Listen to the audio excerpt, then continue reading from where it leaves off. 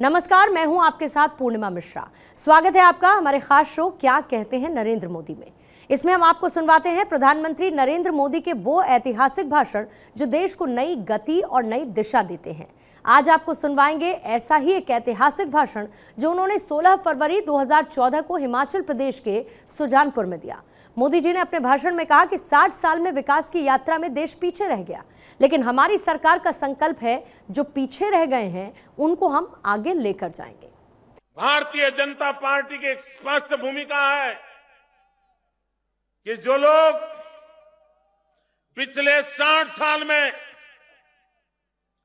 विकास की इस यात्रा से वंचित रह गए हैं, पीछे रह गए हैं, कदम से कदम मिला नहीं पाए हैं, चाहे वो समूह हो, चाहे वो इलाके हो, चाहे वो भूभाग हो, चाहे वो प्रदेश हो, हमारी प्राथमिकता ये रहने वाली है कि समाज में, इलाके में, राज्य में ऐसे जो पीछे रह गए हैं सबसे पहले उनको आगे लाना है और देश को एक बराबर की स्थिति में ला करके एक साथ पूरे देश को आगे बढ़ाना है।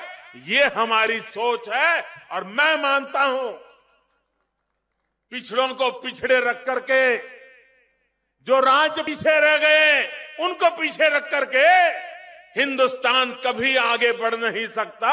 और इसलिए भारत मां की कोई भुजा दुर्बल ना हो, भारत मां का शरीर का कोई अंग दुर्बल ना हो, पूरी भारत माता स्वस्थ हो, उसके सभी अंग स्वस्थ हो, ऐसा हिंदुस्तान बनाने का सपना लेकर के भारतीय जनता पार्टी विकास की व्यूह रचना लेकर के आगे बढ़ने में विश्वास करती है।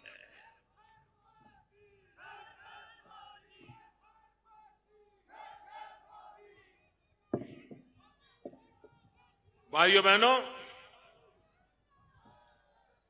दुनिया के हर देश में पहाड़ों के में टूरिज्म को विकसित करने के लिए उन देशों ने इस बात को प्राथमिकता दी है कि रेल कनेक्टिविटी बनाई है। टूरिज्म को डेवलप करना है और पहाड़ी इलाके में डेवलप करना है तो सारी दुनिया ने इस मॉडल को स्वीकार किया है। एक हम ही अकेले ऐसे हैं कि इस प्रकार का मजबूत नेटवर्क नहीं बनाते, उसके कारण उत्तराखंड जैसे हादसे होते हैं। उसी के कारण आए दिन हमारे हिमाचल में बसें गिर जाना, 25-30 लोगों का मर जाना, ये आए दिन होता रहता है। हिमाचल में तो सरकार का ज्यादातर काम इसी प्रकार के अकस्मातों को चिंता करने की कभी कभी नौबत आती।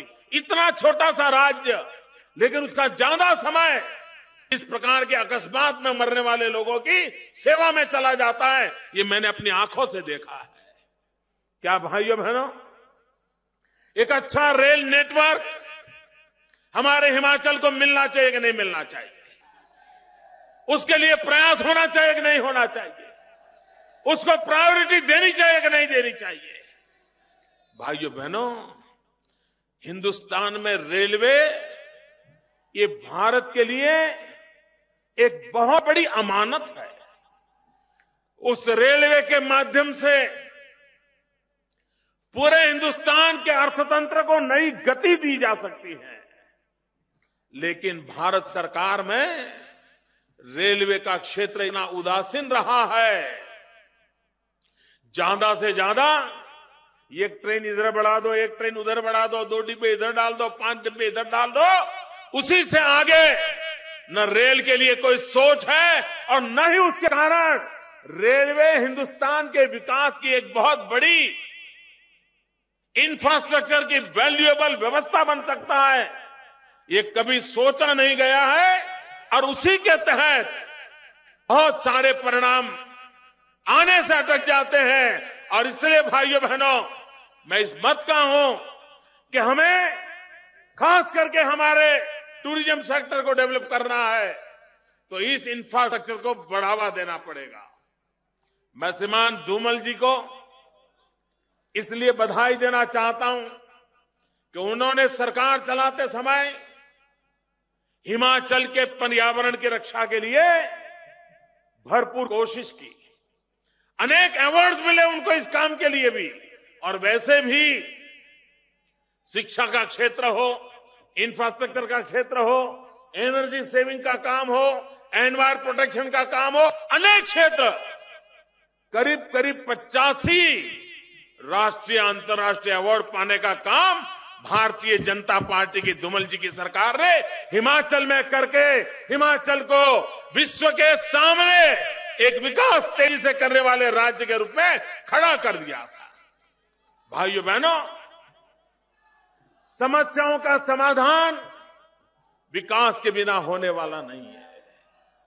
भाइयों बहनों, महंगाई जैसे ही देश को तबाह कर रही है, वैसे ही देश को तबाह कर रहा है भ्रष्टाचार। आप मुझे भाइयों बहनों बताइए, भ्रष्टाचार से देश को मुक्ति चाहिए कि नहीं चाहिए? जरा पूरी ताकत से एकदम आखिर से आवाज आनी चाहिए। भ्रष्टाचार से देश को मुक्ति चाहिए कि नहीं चाहिए? अगर भ्रष्टाचार से मुक्ति चाहिए तो भ्रष्टाचारियों से मुक्ति चाहिए कि नहीं चाहिए? भाइयों बहनों, प्रधानमंत्री कहते हैं पैसे पेड़ पर नहीं उगते हैं। प्रधानमंत्री कहते हैं कि पैसे पेड़ पर नहीं उगते हैं। प्रधानमंत्री जी, आप ही की पार्टी के नेता और इसी प्रदेश के मुख्यमंत्री श्रीमान वीरभद्र जी, उन्होंने चुनाव में अपना जो नामांकन भरा है, उस नामांकन में 3 साल के अंदर उनकी संपत्ति 14 गुना बढ़ गई। 14 गुना, 14 टाइम बढ़ गई। उन्होंने लिखा है अपने एफिडेविट में। और जब पूछा गया ये इनकम कैसे बढ़ी, तो उन्होंने कहा एप्पल के पेड़ों से पैसे बढ़े हैं। प्रधानमंत्री जी, आप कहते हैं पैसे पेड़ पर नहीं उगते हैं, आपके एक मुख्यमंत्री कहते हैं पेड़ पर से 14 गुना पैसे मिल गए।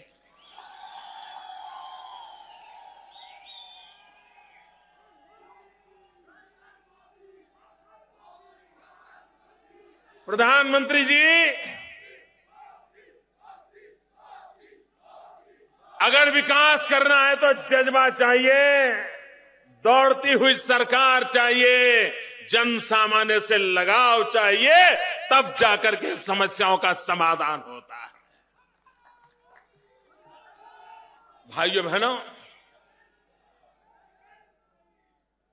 अभी एक नेता कौन भ्रष्टाचारी है, कौन मंत्री क्या है, इसकी जरी हिसाब लेकर के घूमते रहते हैं। मैं उनसे पूछना चाहता हूं, कल उन्होंने कहा भाजपा के कितने मंत्री जेल में है, ऐसा पूछा उन्होंने। मैं उनसे कहना चाहता हूं, सिर्फ टेलीकम्युनिकेशन मिनिस्टर, जरा देख तो लो आपका हिसाब।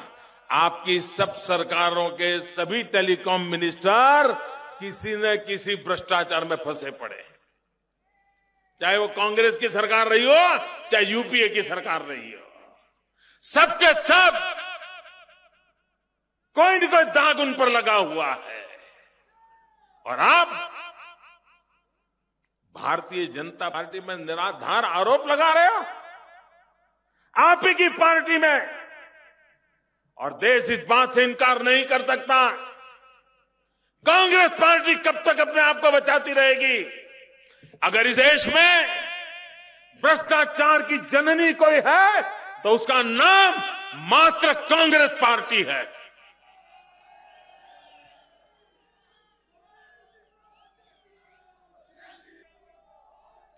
आप देखिए, पूरे विश्व में टूरिज्म के विकास के लिए बहुत संभावनाएं पड़ी है। पूरे विश्व में एक व्यवसाय बहुत ही तेजी से आगे बढ़ रहा है, वो है टूरिज्म। आधुनिक टेक्नोलॉजी के कारण दुनिया बहुत छोटी हो गई है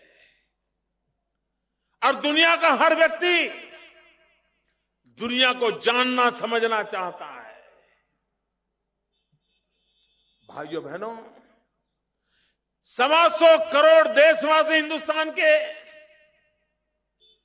वे भी टूरिज्म का एक बहुत बड़ा मार्केट है, उनका भी टूरिज्म का डेस्टिनेशन है। क्या सिर्फ टीवी पर इनक्रेडिबल इंडिया कहने से दुनिया के टूरिस्ट आ जाएंगे क्या? भाइयों बहनों, हिमाचल के गरीब से गरीब व्यक्ति को रोजी रोटी देने का अवसर टूरिज्म से मिलता है। हिमाचल के नौजवान को रोजी रोटी कमाने के लिए अपना घर गांव छोड़ करके दिल्ली की गलियों में जिंदगी गुजारनी न पड़नी चाहिए, उसको अपने घर में रोजी रोटी मिलनी चाहिए। टूरिज्म में वो ताकत है कि यहां के नौजवान को रोजगार मिल सकता है। और भाइयों बहनों, थोड़ी कोशिश की जाए, टूरिज्म बहुत आसानी से विकास किया जा सकता है। और हम तो हिमाचल में जानते हैं जी, थोड़ी सी भी व्यवस्था खड़ी कर दी जाए, अरे कहीं पर एक छोटी सी चाय का ठेला लेके कोई खड़ा हो जाए तो आज आते जाती 25 गाड़ियां खड़ी हो जाती है, चाय वाला भी कमाने लग जाता है। आजकल मैं चाय वाले की बात करता हूं ना, तो कुछ लोगों को गुस्सा आता है। मैं हैरान हूं, हमारे देश में राजनीतिक अस्पृश्यता इस हद तक पनप गई है कि एक बार केरल के एक कम्युनिस्ट पार्टी के नेता ने मोदी की तारीफ की, उसको पार्टी से निकाल दिया। कोई एक मंत्री मुझे मिलना आया, उसका हिसाब मांगा गया। ऐसा आतंक फैलाया गया है हमारे देश में। अमिताभ बच्चन हमारे यहां टीवी का एडवर्टाइजमेंट करते हैं, उनको भी 50 बार आप मोदी के साथ, आप मोदी के साथ, पता नहीं क्या हो गया है। भाइयों बहनों, इंसान तो छोड़ो, आप लोग चाय को भी गाली देने लगे। मोदी जो क्या चाय की बात बोल दिया, चाय को भी गाली दे रहे। भाइयों बहनों, ये नफरत की राजनीति, ये अस्पृश्यता की राजनीति लोकतंत्र के अंदर उसके लिए कोई जगह नहीं होती है। लोकतंत्र में हर एक को अपने विचार रखने का अधिकार होता है, अपनी बात बताने का अधिकार होता है, उसकी काट करने का दूसरे को अधिकार होता है। लेकिन अस्पृश्यता का माहौल, नफरत का माहौल लोकतंत्र के स्वास्थ्य के लिए अच्छा नहीं होता है। लेकिन कांग्रेस पार्टी के स्वभाव में लोकतंत्र नहीं है, वो वंशवादी पार्टी है। और जो वंशवादी होते हैं वो लोकतंत्र के दुश्मन होते हैं। भाइयों, ये वंशवादी पार्टियां हैं, इन वंशवादियों से देश को बचाना होगा। और इसलिए भाई बहनों, चाहे महंगाई से मुक्ति चाहिए, भ्रष्टाचार से मुक्ति चाहिए, नौजवान को रोजगार चाहिए।